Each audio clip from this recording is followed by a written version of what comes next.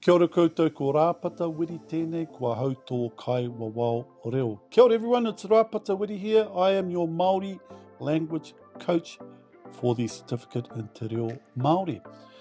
Very excited to announce that we will be beginning live stream classes and on-demand classes in the very near future.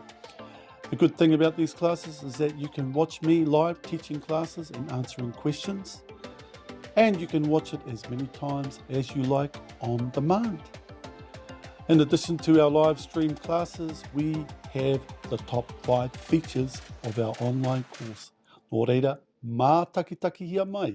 At Reo Ora, we teach you how to learn the 329 words and 30 sentence patterns that will help you learn to speak Te Reo Māori in just 12 weeks. Not convinced?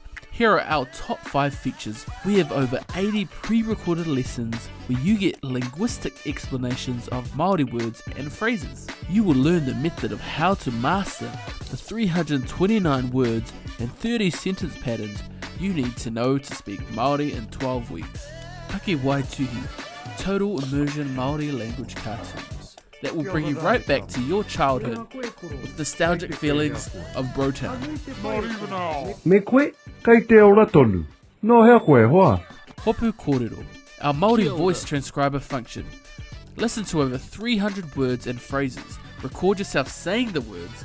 Our software transcribes your recording instantly to test the accuracy of your pronunciation. Our online quizzes and assessments. We have over 50 online quizzes and assessments which test your translation skills with automated marking system for instant results. So, this is not just an app. This is years and years of experience and development by Dr Rāpata Wiri, all bundled up into this awesome product called Reo Ora. So be quick, kia tere mai. Register now at reoora.com. Noho ora mai.